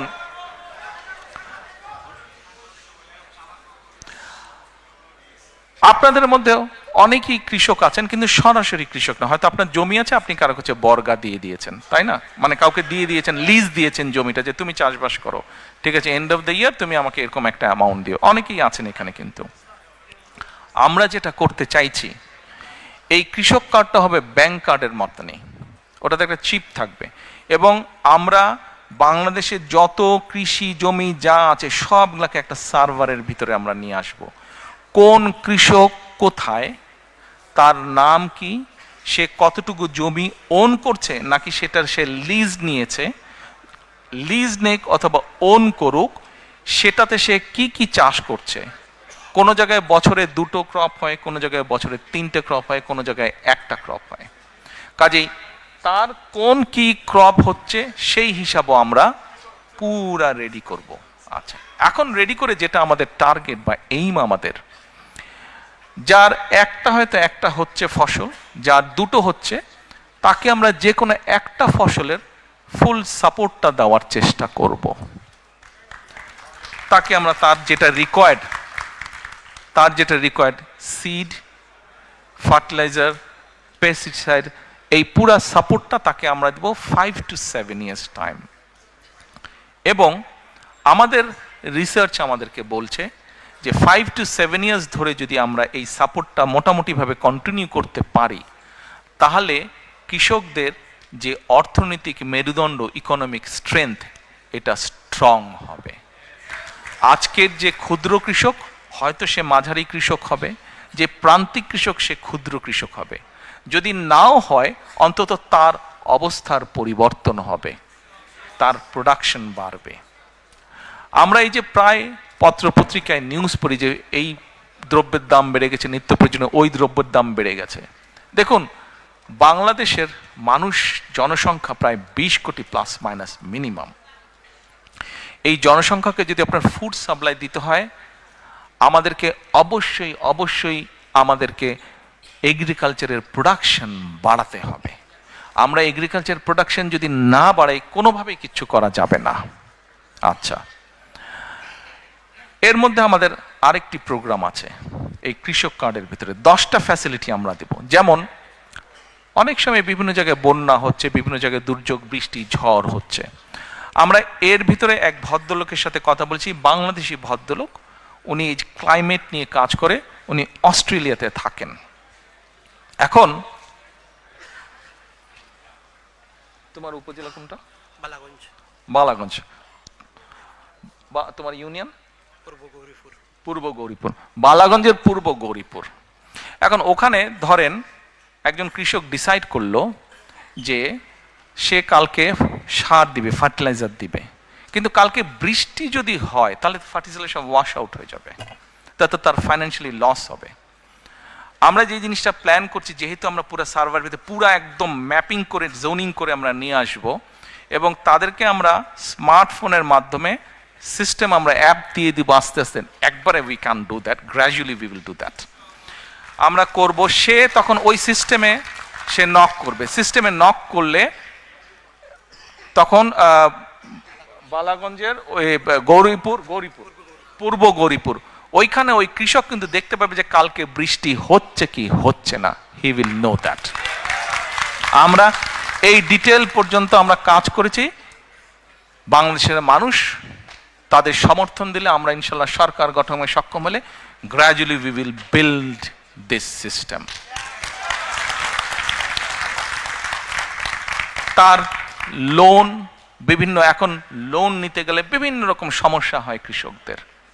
তার কাছে যে কোনো কার্ডটা থাকবে, সে সেই ব্যাংকে যাবে, দেওয়ার সাথে সাথে ডিটেল তার সব কিছু চলে আসবে, কত যদি আগের লোন থাকে, কি আছে না আছে সব কিছু তার চলে আসবে। অর্থাৎ ক্রেডিট স্কোর, এই দেশে সবাই পরিচিত ক্রেডিট স্কোরের সাথে, তার পুরো ক্রেডিট স্কোর চলে আসবে। আমরা এই কাজগুলো করেছি। দিস ইজ হাউ আমরা আমাদের এগ্রিকালচারকে প্ল্যান করছি। আপনারা হয়তো বলতে পারেন আমাদের অনেক জায়গায় অনেক ফসল হয়, কিন্তু কৃষকরা টাইম মতন বাজারে নিতে পারে না, বেচতে পারে না, কোল্ড স্টোরেজ নাই। ইয়েস, আমরা ওটার উপরেও কাজ করেছি। ওটার উপরে আমরা কাজ করি, বিভিন্ন জায়গায় কোল্ড চেন কীভাবে এস্টাবলিশ করা যায়, সেটা বড়ই হোক অথবা পোর্টেবল কোল্ড স্টোরেজ বা কোল্ড চেন হোক, কীভাবে করা যায় সেটার উপর আমাদের ওয়ার্ক প্ল্যান করা আছে। এবার আসুন, এখানে একটু আগে শরফু বক্তৃতা দিয়ে গেছে। শরফু বক্তৃতা দিয়েছে আরাফাত রহমান কোকো, একটা অর্গানাইজেশন আছে স্পোর্টসের, সেটা ও বেচারা, ও সহ শেখ সহ কয়েকজন মিলে অনেক বছর ধরে ওরা করছে। From our family we are very grateful to you, যারা তোমরা এটা করেছো, থ্যাংক ইউ। তো এখন ওর কথাটা নিয়ে আসলাম একটু আগে, ও যেহেতু ছিল ওই বিষয়টা নিয়ে, স্পোর্টস। দেখেন এখানে আপনারা যারা, আমরা যারা আছি, যাদের স্কুল গোয়িং বাচ্চা ছিল বা আছে, আমরা কিন্তু কি দেখি, স্কুলে যাচ্ছে বাচ্চারা, লেখাপড়া করছে, কিন্তু একই সাথে এক্সট্রা ক্যারিকুলাম কিন্তু থাকছে। ডিবেট ক্লাবে যাচ্ছে, ম্যাথস ক্লাবে যাচ্ছে, বিভিন্ন স্পোর্টসে যাচ্ছে, বিভিন্ন কালচারে যাচ্ছে, হিস্ট্রি করছে, মিউজিক করছে, করছে না? আচ্ছা, ল্যাঙ্গুয়েজও করছে। কিন্তু আমাদের অনেকের পরিচিত বাচ্চা যাদেরকে চিনি আমি, ল্যাঙ্গুয়েজ করছে, কেউ স্প্যানিশ শিখছে, কেউ ফ্রেঞ্চ শিখছে, কেউ জার্মান শিখছে, আছে। আমরা এডুকেশনের মধ্যে, আচ্ছা এডুকেশনে চলে আসলাম, এডুকেশনটা বলে তারপরে স্পোর্টসটা বলছি। আমরা এডুকেশনের মধ্যে এই জিনিসগুলো আনতে চাচ্ছি, এডুকেশনের মধ্যে আমরা এই জিনিসগুলো আনতে চাচ্ছি। আমরা প্রাইমারি এডুকেশনের উপরে জোর দিতে চাই সবচাইতে বেশি, প্রাইমারি এডুকেশনের উপরে। একবারে আমরা পারবো না। সারা বাংলাদেশে প্রাইমারি স্কুলে প্রায় 3.5 লক্ষ, 350,000-এর বেশি টিচার আছে, প্রাইমারি টিচার। এখন এই প্রাইমারি টিচারদেরকে আমাদের ট্রেনিং দিতে হবে। কেন ট্রেনিং দিতে হবে? Please don't take it personally, but normally একটা প্র্যাকটিস আছে বাংলাদেশে। What is the practice of getting an appointment as a primary school teacher? যে যেই ছেলে বা মেয়েটা কোথাও চাকরি বাকরি কিছু পাচ্ছে না, আচ্ছা যাও যাও, আমি হেডমাস্টারকে বলে দিচ্ছি ওই প্রাইমারি স্কুলে তুমি টিচার হও। এরকম একটা প্র্যাকটিস আছে, আছে না? অনেক জায়গায় হয়, কিন্তু দেশে আছে। But we need to change this. এই ট্রেডিশনটা, এই কালচারটা we need to change. Because এই মাইকটা যদি ভালো না হতো, আমি যতই জোরে বলতাম আপনারা কিন্তু শুনতে পেতেন না। এই মাইকটা ভালো, এবং সেজন্য আমি আস্তে কথা বললে আপনারা শুনতে পাচ্ছেন। তার মানে আমাদের যে ফিউচার জেনারেশন, ছোট ছোট বাচ্চা যারা ফিউচারে, যারা ডাক্তার হবে, ইঞ্জিনিয়ার হবে, পলিটিশিয়ান হবে, এই দেশ রান করবে যারা, এই বাচ্চাগুলোকে তো আমাদের প্রপার এডুকেশন দিতে হবে। শুধু ABCD সরে ও সরে আলিফ বেতে সে পড়লে হবে না, তো প্রপার এডুকেশন দিতে হবে। এডুকেশন কি? এডুকেশনের সাথে তাদেরকে সোশ্যাল ভ্যালুস পর্যন্ত শেখাতে হবে। এখন এই 3.5 লক্ষ টিচারকে কি ঢাকায় বছর বছর এনে ট্রেনিং দেওয়া is very costly, very costly. কিন্তু 3.5 লক্ষ, হোয়াট উই আর প্ল্যানিং, আমরা 1 ট্যাব 1 টিচারে যেতে চাচ্ছি। এই টিচারদেরকে আমরা আস্তে আস্তে আস্তে ডিজিটালাইজ সিস্টেমে, ডিজিটাল সিস্টেমের আন্ডারে আনবো এদেরকে। এদেরকে আমরা not iPad is very expensive, but অনেক কোম্পানি আছে সেম সব কিছু সাপোর্ট, সব কিছু ফ্যাসিলিটি থাকবে, কিন্তু এরকম তাদেরকে আমরা ট্যাবলয়েড দিব, ডিজিটাল ট্যাবলয়েড তাদেরকে দিব। ওটার মধ্যে দিয়ে আমরা তাদেরকে ট্রেনিং দিব। তাদেরকে, যেই টিচারগুলো অলরেডি অ্যাপয়েন্ট হয়ে গেছে তাদেরকে তো আমরা বের করে দিতে পারবো না, তাদেরকে আমাদের ট্রেনিং দিয়ে তাদেরকে ইমপ্রুভ করতে হবে, বেটার করতে হবে, স্ট্যান্ডার্ডে আনতে হবে, যাতে ওই বাচ্চাগুলোকে তারা প্রপার এডুকেশন দিতে পারে। অ্যাট দ্য সেম টাইম এখন থেকে আমরা যেই টিচারগুলো, মানে আমরা যখন দায়িত্ব পাবো ইনশাল্লাহ, তারপর থেকে যেই টিচারদেরকে আমরা নিব, আমরা ভালো স্টুডেন্ট যারা, তাদেরকে we will try to appoint as the primary teacher. যারা ভালো স্টুডেন্ট সমাজের, ছেলে হোক মেয়ে হোক। সেই জন্যই আমরা প্রথমেই প্রাইমারি এডুকেশনে আমরা এমফেসাইজ সবচেয়ে বেশি দিতে চাই। বিকজ আজকে যদি আমি ভালো প্রোডাক্ট তৈরি করতে পারি, ফিউচারে আমি ইনশাল্লাহ ভালো রেজাল্ট পাবো। ভালো টিচার মানে আমি ভালো ফিউচার পাবো। আচ্ছা আসেন, এখন এই যে বাচ্চাগুলোকে ক্লাস 1 থেকে শুরু ক্লাস 12 পর্যন্ত আমরা কি কি করব। এদেরকে আমরা যারা স্কুলে পড়েছি বাংলাদেশে আমরা জানি যে কম বেশি 10টা সাবজেক্ট থাকে, 10টা সাবজেক্ট, প্রত্যেকটা 100 মার্ক হয়, প্লাস মাইনাস 1000-এর উপরে মার্কিং হয় পরীক্ষার সময়। আমাদের চিন্তা ভাবনা হচ্ছে যে আমরা সরকার থেকে আমরা ধরেন 5টা খেলা, যেই খেলাগুলো আমাদের ছেলে মেয়েরা খেলে, শুধু ছেলেদের জন্য না, অবশ্যই মেয়েদেরকে আমরা এটাতে ইনক্লুড করছি, ছেলে বা মেয়েরা সাধারণত যেগুলো খেলে ধরেন 6টা খেলা, যেগুলো কিছু থাকবে কমন, কিছু থাকবে পার্টিকুলারলি ছেলেদের জন্য, পার্টিকুলারলি মেয়েদের জন্য। আমরা এই খেলাগুলোকে কম্পালসারি করব অ্যাজ এ সাবজেক্ট। বাচ্চা নিজে চুজ করে নেবে, বাচ্চা নিজে চুজ করে নেবে সে কোনটা। কেউ যদি ফুটবল খেলতে চায় ও ফুটবল খেলবে, কেউ যদি ব্যাডমিন্টন খেলতে চায় ও ব্যাডমিন্টন খেলবে, ও কিন্তু ওকে খেলতেই হবে, একটা স্পোর্টস ওকে করতেই হবে, কম্পালসারি। আচ্ছা, এবার আসেন আরেকটা জিনিস, ওকে আর্ট কালচার আনতে হবে। শুধু পড়ালেখা অবশ্যই দরকার একটা জাতির জন্য, কিন্তু শুধু পড়ালেখা করলে হবে তো না। আর্ট কালচার যদি একটা জাতি না জানে তো তো কেমন করে হবে। আর্ট এবং কালচার জানতে হবে, হিস্ট্রি জানতে হবে, আমার হেরিটেজ জানতে হবে, আমার হিস্ট্রি না জানলে তো হবে না। কাজেই আমরা চাই আমাদের বাচ্চারা ছবি আঁকা শিখবে, গান শিখবে, কিভাবে মিউজিক ইনস্ট্রুমেন্ট বাজাতে হয় শিখবে। সরকার ব্যবস্থা করবে, এডুকেশন ডিপার্টমেন্ট থেকে ব্যবস্থা করবে কয়েক ধরনের মিউজিক ইকুইপমেন্ট, গান শেখার ব্যবস্থা করবে। বাচ্চা চুজ করবে সে গান শিখবে নাকি সে ইনস্ট্রুমেন্ট। যেমন ব্যক্তিগতভাবে যদি আমাকে বলতে, আমার ছোটবেলা থেকে খুব ইচ্ছা ছিল কিবোর্ড বাজানোর। আমি গিটার প্র্যাকটিস কয়েকদিন শুরু করেছিলাম, কিছুদিন করেছিলাম, কমপ্লিট করতে পারিনি। হাওয়াইয়ান গিটার আমি বাজাতাম, আমার ইচ্ছা ছিল, হয়নি কোনো কারণে। কিবোর্ড বাজানোর শেখার ইচ্ছা ছিল আমার, আই কুড নট, হয়নি। আমার এরকম অনেক বাচ্চা আছে যারা চায়, কিন্তু ফ্যামিলি প্রবাবলি এফোর্ড করতে পারে না, ফ্যামিলি এফোর্ড করতে পারে না। তো ফ্যামিলি যখন এফোর্ড করতে পারে না, তাহলে কি এটা স্টেটের রেসপন্সিবিলিটি না যে সেই বাচ্চাটাকে তার যে কোয়ালিটিটা আছে সেটা সে যাতে প্রকাশ করতে পারে? এটা তো স্টেটের রেসপন্সিবিলিটি। আমরা এই ফ্যাসিলিটিগুলো তৈরি করতে চাই। খেলা গেল, আর্ট গেল, কালচার গেল। এবার আসেন, আমরা ক্লাস 6 থেকে প্রাইমারি শেষ হওয়ার পর থেকে ক্লাস 12 পর্যন্ত আমরা এদেরকে বিভিন্ন ভোকেশনাল এবং টেকনিক্যাল নো হাউ বিভিন্ন জিনিস শেখাবো। আমরা বিভিন্ন জিনিস শেখাবো। যেমন আমরা একটা এক্সাম্পল দেই, এই দেশে আপনারা অনেকেই যারা আসেন, যেমন এখানে কি জানি বলে, অনেকেই আছেন, যেমন আমাকে মহিদুর রহমান সাহেব বলেছেন যে উনি যখন প্রথম রেস্টুরেন্ট দেন উনি নিজেই সার্ভিং এর কাজ করতেন, মনে আছে? আপনি বলেছিলেন আমাকে, কয়েছেন আমাকে একদিন বলেছে যে ও নিজেও প্রথমে কাজ করতো। কিন্তু ধরেন একটা ছেলে এই যে রেস্টুরেন্টে কিভাবে খাবার দিতে হয়, কিভাবে শেফের কাজ করতে হয়, অথবা কিভাবে ডাইনিং সাজাতে হয়, এটা যদি আপনি একটা ছেলে বা একটা মেয়েকে যদি প্রপারলি ইনস্টিটিউশন মাধ্যমে শিক্ষা দিতে পারেন, উইথ আদার কোয়ালিটিস ক্যারিকুলাম, কি ও স্পোর্টসে ভালো, ও মিউজিকে ভালো, এবং সাথে ইংলিশ ল্যাঙ্গুয়েজ জানে, সাথে সেকেন্ড আরেকটা ল্যাঙ্গুয়েজ জানে। ইংলিশের বাইরে যদি আপনি বলেন সেকেন্ড আরেকটা ল্যাঙ্গুয়েজ জানে, তাহলে একটা বাচ্চা, একটা ছেলে বা মেয়ে ক্লাস 12 পর্যন্ত ও পড়ালেখায় মোটামুটি, বাট ইংলিশটা মোটামুটি সে ভালো পারে, সাথে জার্মান বা ফ্রেঞ্চ ভালো পারে, স্পোর্টস জানে, আর্ট জানে, ডিবেট করতে পারে, ভোকেশনাল ট্রেনিং অথবা স্পেশাল কোনো এরকম হোটেল ম্যানেজমেন্ট ট্রেনিং তার আছে। এখন বলেন তো এই বাচ্চাটাকে কে কোথায় আটকে রাখতে পারবে? ও যদি বিদেশে কোথাও জবের কোনো প্রবলেম হবে? এতগুলা কোয়ালিটি যার মধ্যে আছে, জবের কোনো প্রবলেম হবে না। হ্যাঁ, আপনি বসেন, আসছি। আমরা ওকে বাচ্চাদেরকে কি কি শেখাবো?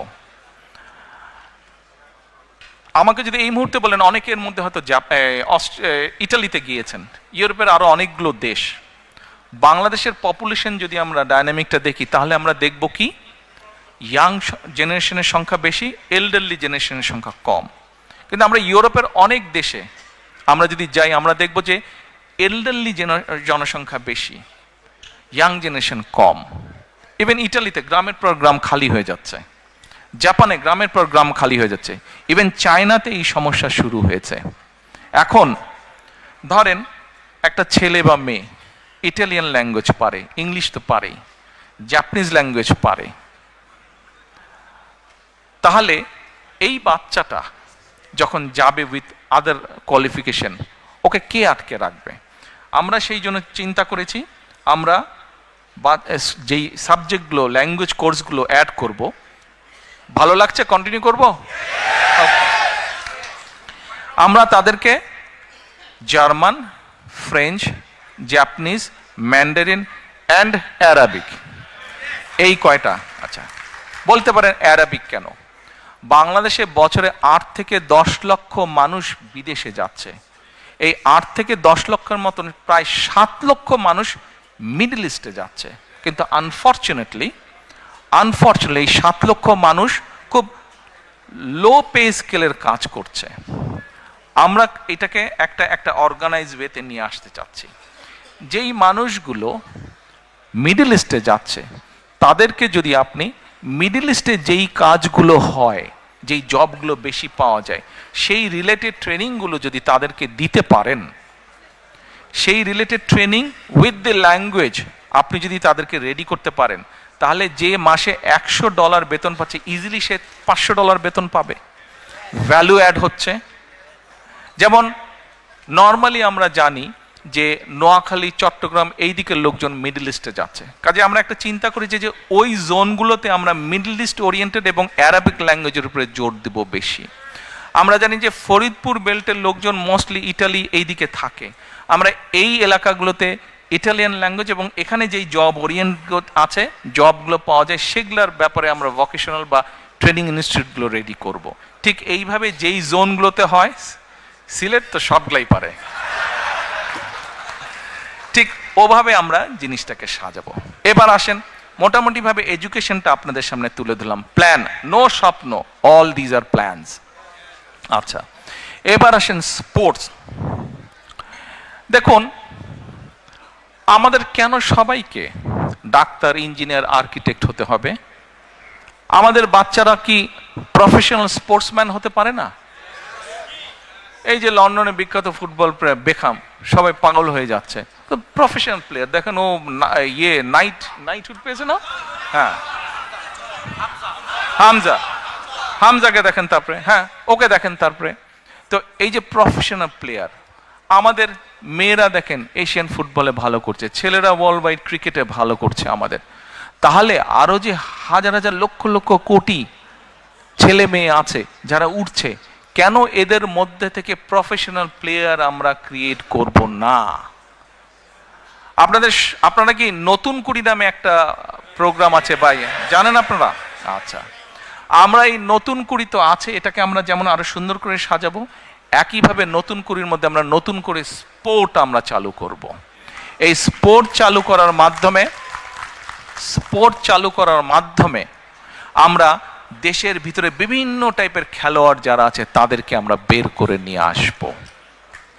এবার আসেন, স্পোর্ট গেল, অর্থাৎ স্পোর্টকে আমরা প্রফেশনাল স্পোর্টসম্যান তৈরি করতে চাই দেশে, আমাদের জেনারেশনের ভিতর থেকে। এবার আসেন, হেলথ নিয়ে কথা বলি। আমরা এখানে NHS এর সুবিধা সবাই আমরা পাই, আর যারা এফোর্ড করতে পারি তারা আমরা প্রাইভেটে যাই, প্রাইভেট জিপি, প্রাইভেট কনসালটেন্টের কাছে যাই, কিন্তু সেটার সংখ্যা কিন্তু খুব কম। বাংলাদেশে চিন্তা করে দেখেন, 20 কোটি মানুষ, এই 20 কোটি মানুষকে আপনি কিভাবে হেলথ ফ্যাসিলিটি দিবেন, কিভাবে তাকে বেসিক হেলথ ফ্যাসিলিটি দিবেন, এটা কি আমরা কখনো চিন্তা করেছি? 20 কোটি মানুষকে কিন্তু প্রত্যেককে এইভাবে হেলথ ফ্যাসিলিটি দেওয়া কিন্তু ভেরি এক্সপেন্সিভ এবং ভেরি ডিফিকাল্ট ব্যাপার, নিয়ার টু ইম্পসিবল। তো এখন ইউরোপে কিন্তু একটা কাজ এরা শুরু করেছে, প্রিভেনশন। নিশ্চয়ই বাই নাও আপনারা অনেকেই পরিচিত প্রিভেনশন। আমাদেরকে এই প্রিভেনশনে যেতে হবে। আমরা যদি গ্রামের দিকে যাই, জেলা উপজেলায় যাই, আমরা তাহলে কি দেখি? ম্যাক্সিমাম রোগী কি কার্ডিয়াক পেশেন্ট, অর্থাৎ হার্টের রোগী, কিডনি ডায়ালিসিস, তারপরে আপনার ডায়াবেটিক পেশেন্ট, এই তিনটা কিন্তু খুব দেখা যায়। আমরা চিন্তা করেছি, কেন এই জিনিসটা চিন্তা করলাম, প্রিভেনশনের উপরে আরো বেশি চিন্তা করলাম কেন? একটা এক্সাম্পল দেই। ধরেন সিলেট মেডিকেল কলেজ, এটা তো সিলেট শহরে, তাই না? মেডিকেল কলেজ, এই মেডিকেল কলেজ কত বেডের?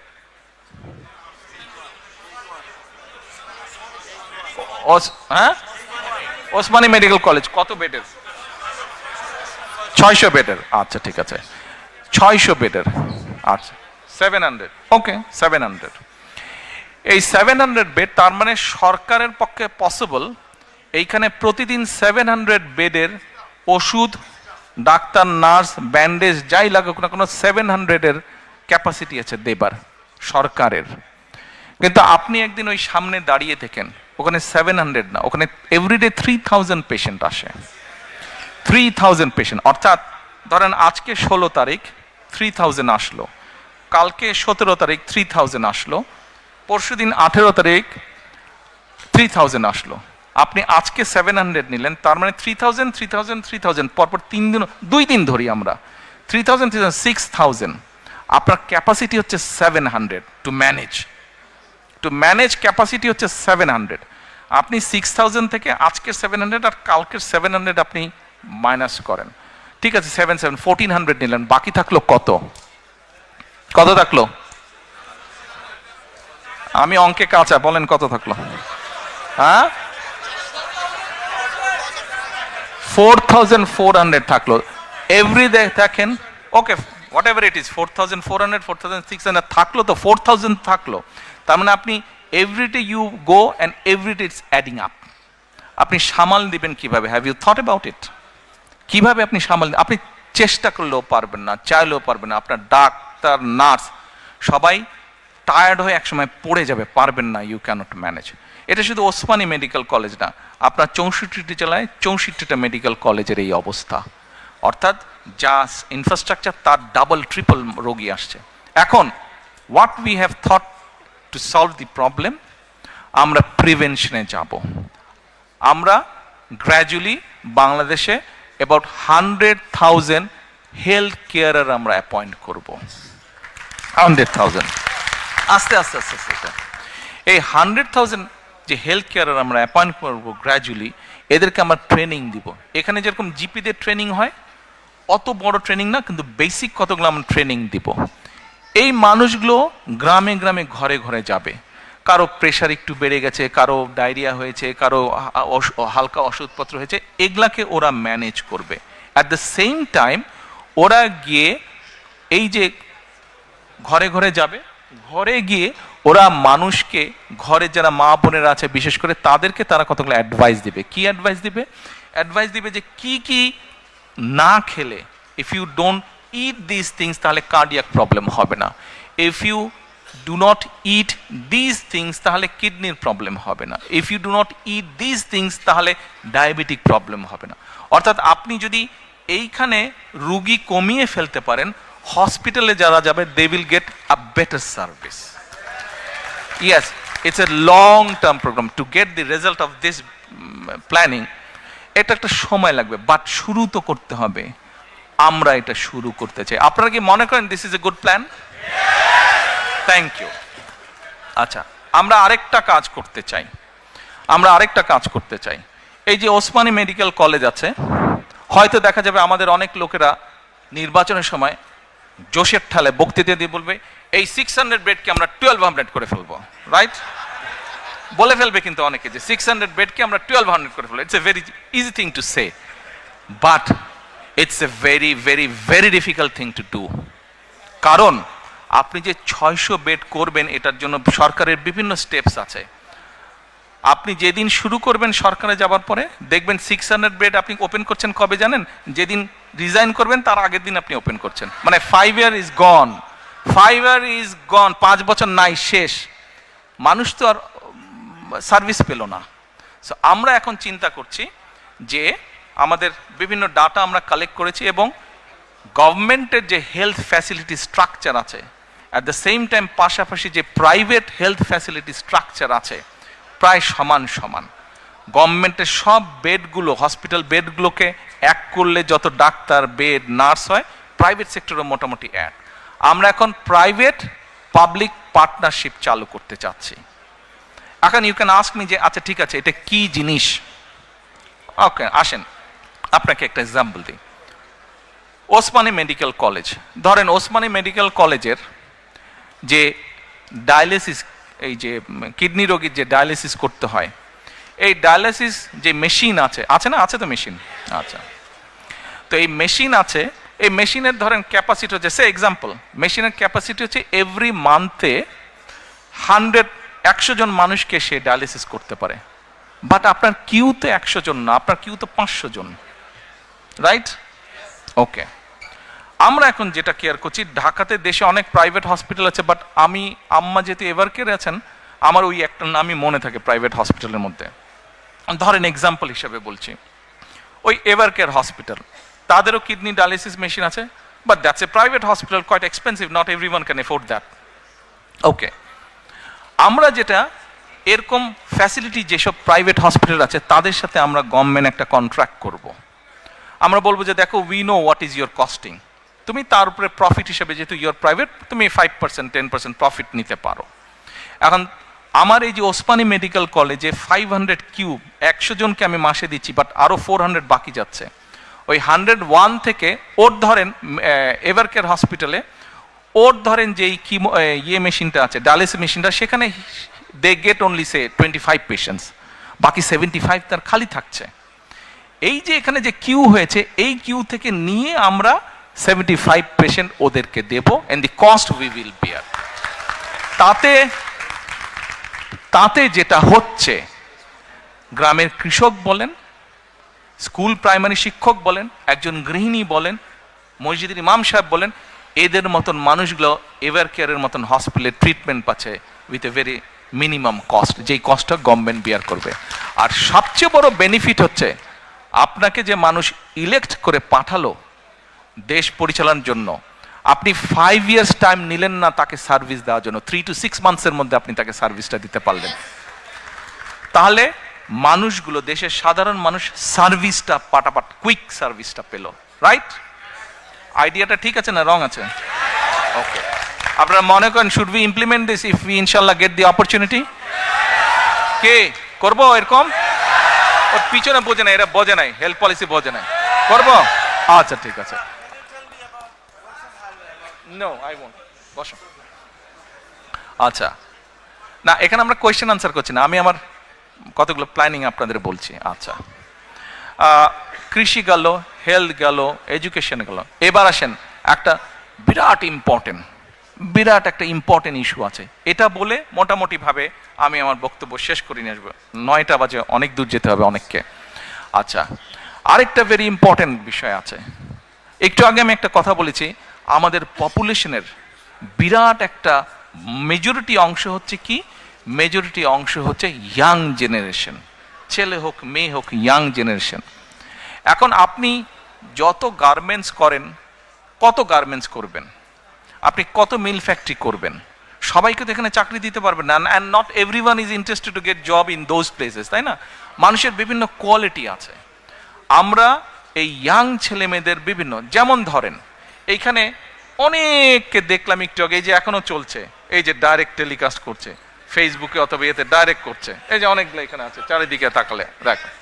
এখন এদের মধ্যে এই যে যারা করছে, শখে যারা করছে, হ্যাঁ দেখেছি আপনাকে, এদের মধ্যে অনেকে কিন্তু আছে, তাদের অসম্ভব কোয়ালিটি আছে, সে কন্টেন্ট মেকিং, অনেক ইয়াং ছেলে মেয়ে আছে কন্টেন্ট মেকিং, কিন্তু কন্টেন্ট মেকিং এর প্রপার পলিসি আমাদের দেশে নাই, কন্টেন্ট মেকিং এর প্রপার পলিসি নাই। এখন আমরা যদি সেই পলিসিগুলো কি কি হবে, আমরা যারা করে তাদের সাথে কথা বলছি, তারা ওই স্ট্রাকচারটা তৈরি করছে। অ্যাট দ্য সেম টাইম এই কন্টেন্টটা সে হয়তো এখন ছেড়ে দিচ্ছে, যখন অনলাইনে হয়তো $50 পাচ্ছে, সে 20 পাউন্ড সে পাচ্ছে, কিন্তু সেই 20 পাউন্ডটা আবার বিভিন্ন যে ইন্টারন্যাশনাল যেটা ফাইন্যান্স ট্রান্সফারের যে মিডিয়া, সেটাও নাই, ফলে সে ডাইরেক্ট পাচ্ছে না। তার হয়তো বন্ধু বান্ধব লন্ডনে আছে, সে তার অ্যাকাউন্টে দিচ্ছে, ওখান থেকে আবার তাকে দেশে দিচ্ছে, এটাই হচ্ছে কিন্তু ফ্যাক্ট। এখন আমরা যে গেটওয়ে আছে, বিভিন্ন ইন্টারন্যাশনাল মনিটারি গেটওয়ে আছে, এদের সাথে আমরা কথা বলছি যে ভাই আমাদেরকে এই ব্যবস্থাটার সময় অ্যাডভান্টেজ দেওয়া। ফলে হচ্ছে কি, যে কন্টেন্ট মেক করছে, যেই ছেলে মেয়েগুলা কন্টেন্ট মেক করছে, তারা কন্টেন্ট মেক করলে তাদের পেমেন্টটা যেমন ডাইরেক্টলি পাচ্ছে, পলিসি যখন স্টেট গভর্নমেন্ট যখন পলিসি তৈরি করবে, ভাই আমাকে একটু টাইম দেন, আমি তাড়াতাড়ি শেষ করে দেবো, আপনারা পরে কথা বলেন, হ্যাঁ পরে কথা বলেন, তখন হবে কি, তার ইনকামটা বেড়ে যাবে। তারপরে আসেন, আমাদের অনেক ইয়াং ছেলে মেয়ে আছে, তাদেরকে আমরা যেটাকে ডাটা বলি বাংলাদেশি খুব সেটাকে এমবি বলে, ডাটাটাকে। তো ডাটা ইজ কোয়াইট এক্সপেন্সিভ বাংলাদেশে, কিন্তু আমাদের অনেক ছেলে মেয়ে আছে ধরেন তারা অনলাইনে করে, আপনার বিভিন্ন বিজনেস করে, ধরেন এই যে ইবের মতন বিজনেস করে। তো এখন এই ছেলেমেয়েগুলা এদের দুটো সমস্যা আছে মেজরিটির, তাদের প্রপার ওয়ার্ক স্পেস নাই। হয়তো যেই মেসে থাকে বা হলে থাকে, ও স্টুডেন্ট হলে থাকে, সেখানেই বসে হয়তো সে কাজ করছে। এই স্বৈরাচারের সময় মেগা প্রজেক্টের নামে অনেক সায়েন্স পার্ক না কি জানি তৈরি করেছে, কিন্তু আপনারা যদি যান প্রায় 34-35টার মতন তৈরি করেছে বিভিন্ন ডিস্ট্রিক্টে। কিন্তু আপনারা যদি যান দেখবেন যে ম্যাক্সিমামগুলা ভূতের বাসা হয়ে আছে, ঘোস্ট হাউস হয়ে আছে, আর কতগুলা মোটামুটি কিছু লোক নিয়ে ওখানে কমিউনিটি সেন্টার করে বিয়ে শাদীর অনুষ্ঠান হচ্ছে। আমরা চাচ্ছি এগুলাকে কনভার্ট করে এইসব জায়গায় আমরা ফ্রি ওয়াইফাইয়ের ব্যবস্থা করব, এবং ওই যে ছেলেমেয়েরা যারা কাজ করছে এদেরকে, ধরেন 2 বন্ধু মিলে কাজ করছে, 3 বন্ধু মিলে কাজ করছে, বা একজন কাজ করছে, ওদেরকে আমরা ওখানে ছোট ছোট ওয়ার্ক স্পেস দিব। ফলে ওর নিজের কোম্পানি তৈরি করবে। ও অনলাইনে সেটা ডাটা প্রসেসিং হতে পারে, সেটা ডিজাইনিংয়ের কাজ হতে পারে, সেটা কন্টেন্ট মেকিং হতে পারে, সেটা অনেক ধরনের কাজ হতে পারে। এই স্পেসগুলো আমরা তাদের জন্য তৈরি করব। এর বাইরে আমরা আরেকটা প্ল্যানিং করেছি, ওই যে বললাম ডাটা অনেক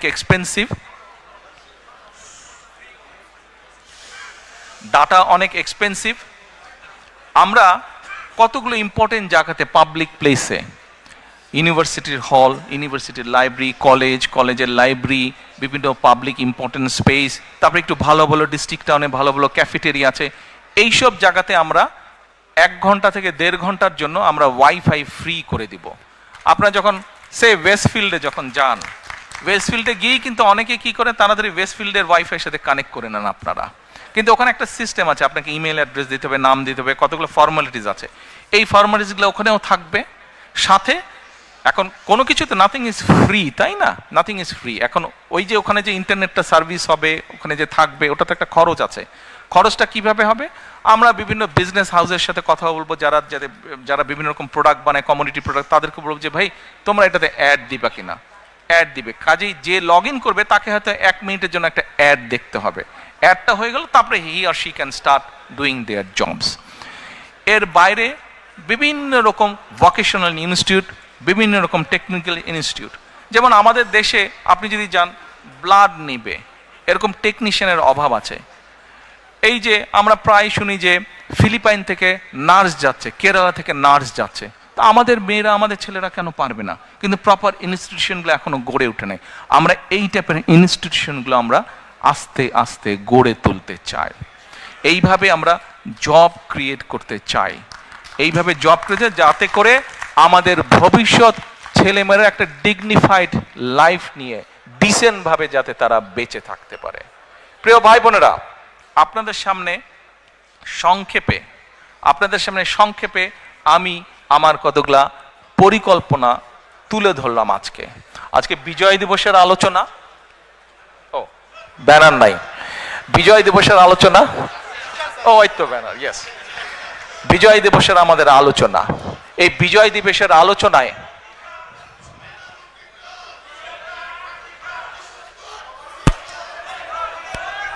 এক মিনিট কথা শুনুন।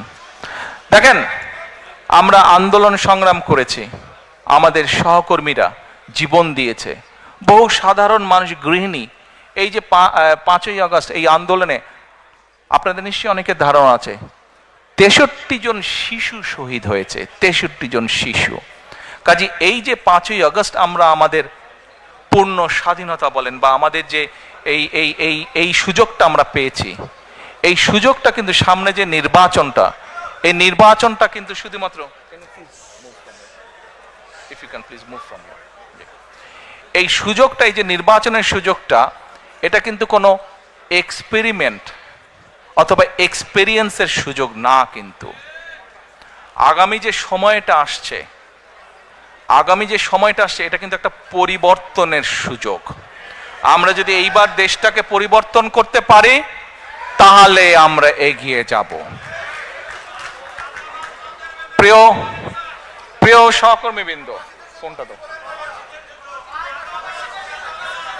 প্রথমেই তো বলেছে, প্রথমেই বলেছে। শোনেন শোনেন, আপনারা প্রবাসে আছেন, প্রবাসীদের কাছে প্রথমেই আমি কৃতজ্ঞতা প্রকাশ করেছি। আমাদের যে স্বৈরাচারের বিরুদ্ধে আন্দোলন, এই আন্দোলনে প্রবাস থেকে বহু প্রবাসী বিভিন্নভাবে সহযোগিতা করেছেন। এই আন্দোলন সফলতার পিছনে প্রবাসীদের একটি বিশাল ভূমিকা রয়েছে, প্রবাসীদের একটি বিশাল ভূমিকা রয়েছে। কাজেই প্রবাসীদের অবদানকে কোনোভাবে আমরা খাটো করে দেখতে পারি না। কিন্তু আপনাদের সামনে আমি যেই পরিকল্পনাগুলো তুলে ধরেছি, আমাদেরকে আগে কাজ শুরু করতে হবে। আমরা যদি কাজ শুরু করতে না পারি এবং আমরা যদি সকলের দাবি উপস্থাপন করতে থাকি, তাহলে কিন্তু একটা ইনডিসিপ্লিন তৈরি হবে, ফলে আমরা কিন্তু আমাদের কাঙ্ক্ষিত লক্ষ্যে পৌঁছতে পারবো না। এই মুহূর্তে একটু আগে যেই কথাটা আমি বলেছি, প্রিয় ভাই বোনেরা, একটু আগে যেই কথাটি আমি বলেছি, সেই কথাটি হচ্ছে যে এই আগামী নির্বাচন কিন্তু কোনো এক্সপেরিয়েন্সের বিষয় না, এক্সপেরিমেন্টের বিষয় না। এই সুযোগটা আমাদের কাজে লাগাতে হবে, এইটিকে সদ্ব্যবহার করতে হবে। আপনাদের সকলকে, প্রবাসীরা যেরকম আন্দোলনকে গড়ে তুলেছেন বিভিন্ন সাহায্য সহযোগিতার মাধ্যমে, একইভাবে প্রবাসীদের সামনে এখন বিশাল দায়িত্ব হচ্ছে যে সঠিক দলকে নির্বাচিত করতে সহযোগিতা করা। যেই দল সঠিক পরিকল্পনা নিয়ে আগামী দিনে দেশকে গড়ে তুলতে সক্ষম হবে, যেই দল আগামী দিনে সঠিকভাবে বাংলাদেশকে সামনে নিয়ে যেতে হবে। আমরা যদি সকলে ঐক্যবদ্ধ থাকি, আমরা যদি সকলে একসাথে থাকি, দয়া করে একটু বসবেন, একটা জিনিস দেখাবো আপনাদেরকে। দয়া করে একটু কষ্ট করে বসবেন, আর 10 মিনিট, তারপরে সেরে দেব। 10 মিনিট, অনলি 10 মিনিটস। তুমি এরকম পাগল করো কেন? বসুন। আমরা যদি একসাথে থাকি, ঐক্যবদ্ধভাবে থাকি, তাহলে আমাদের এই প্রিয় মাতৃভূমিকে কিন্তু আমরা সঠিক ডাইরেকশনে নিতে পারবো। প্রিয় ভাই বোনেরা, আপনারা দেখেছেন, আমি কিন্তু 1 বছর আগে বলেছিলাম, দেখুন আপনারা যারা, আপনাদের এই কথাগুলো শুনতে হবে। যদি কথাগুলো না শুনেন, এই ছবি কিন্তু কোনো লাভ হবে না। দয়া করে কথাগুলো শুনুন, দয়া করে কথাগুলো শুনুন, কথাগুলো না শুনলে কিন্তু লাভ হবে না।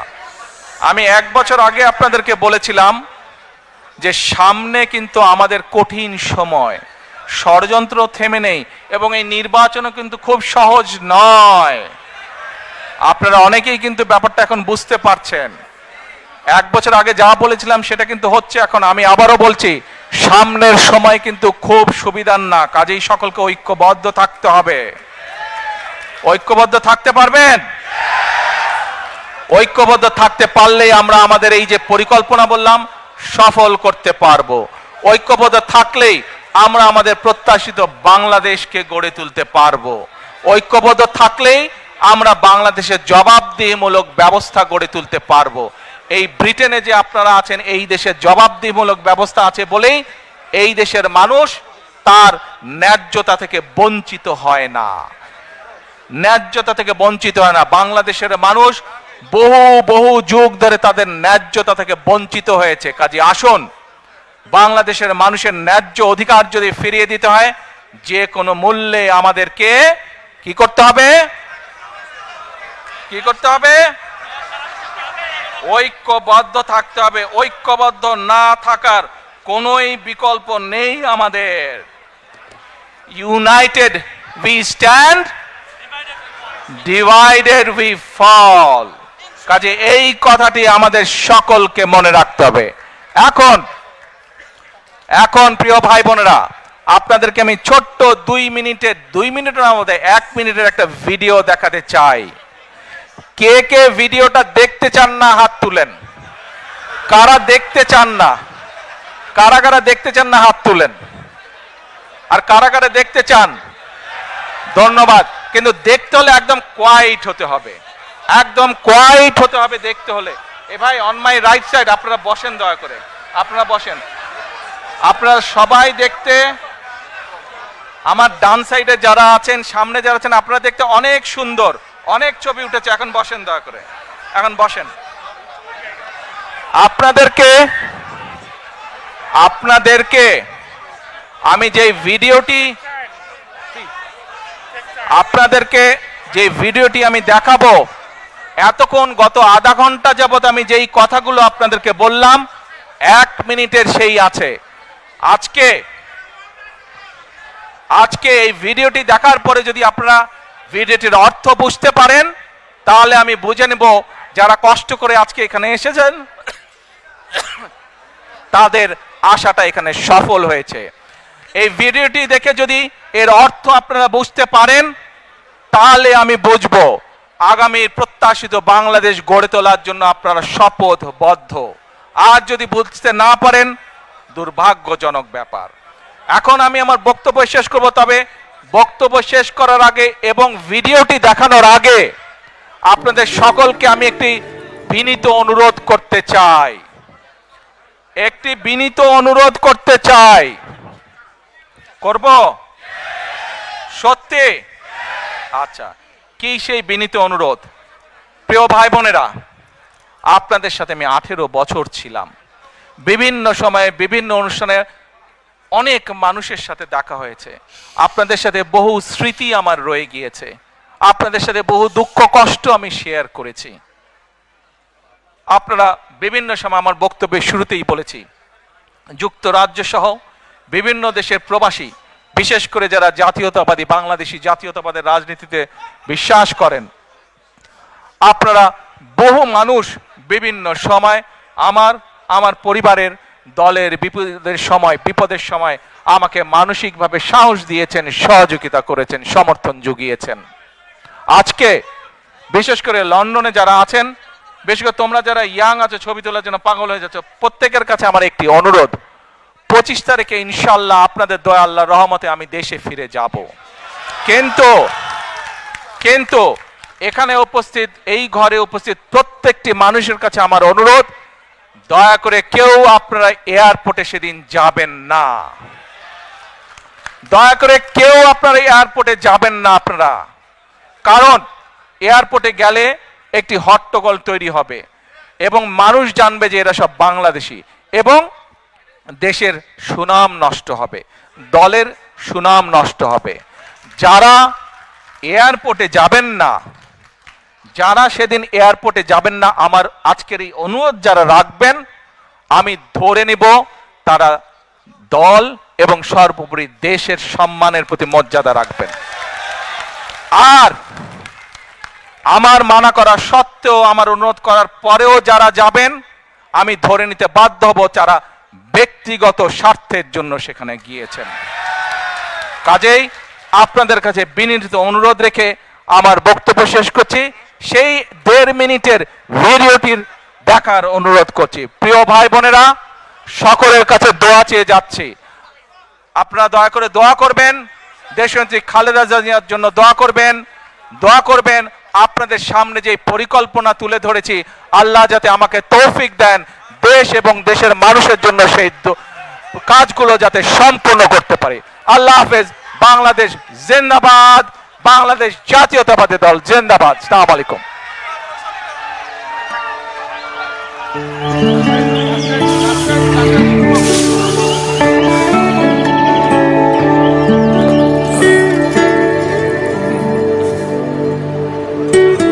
কিভাবে হলো?